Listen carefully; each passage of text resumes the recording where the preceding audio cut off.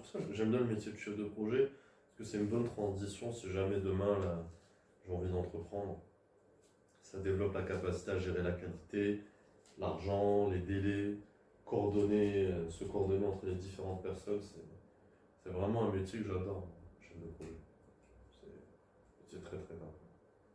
Ceux qui t'écoutent, qui écouteront ce podcast, Yes. qui cherchent à se reconvertir chef de projet, c'est bien.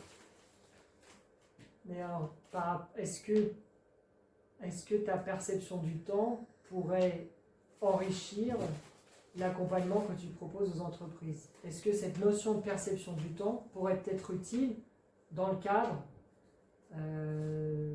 Ouais, bah, moi, de la collaboration? elle est très utile dans le sens où, typiquement, je vais donner un exemple.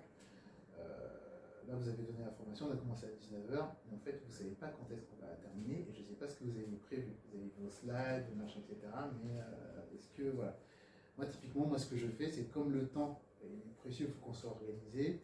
Moi, je dis, en fait, ton temps, ne dis pas quand est-ce que tu vas finir, dis-moi ce que tu as prévu de faire. Donc tu fais un sommaire, alors j'ai prévu une intro 5 minutes, ça 10 minutes, ça. Tu dis tout ce que tu as prévu et à la fin, tu as ton temps. Parce que souvent, on demande souvent aux gens, on dit, je vais faire une réunion de 2 heures. Mais en fait, qu'est-ce que tu sais que ce que tu as prévu va rentrer dans les 2 heures. Donc, me dis pas le temps que tu as prévu, dis-moi ce que tu as prévu de faire et que tu as prévu de donner à chaque moment, etc.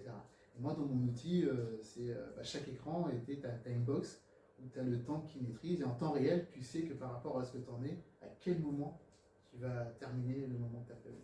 Donc tu as chaque machin, etc. Et moi, c'est ça qui me permet de. C'est-à-dire que si j'ai prévu une réunion de 10h à midi, il est 10h50, à 10h50, je sais déjà, avec l'outil, si ce que j'ai prévu va rentrer dans le clou ou pas. Ça permet de cadencer, de machin, de rester dans mon temps. Et du coup, ça permet de maîtriser son temps. Mais pour ça, il y a la fameuse loi de Pareto que moi j'impose, c'est les 20% de temps, c'est les 20% d'énergie qu'il faut mettre dans la préparation. C'est-à-dire qu'il faut que tu dises voilà ce que j'ai prévu, voilà le temps que j'ai prévu, tu fais une estimation de ce que tu penses, et là ça rentre 20% d'énergie dans la préparation.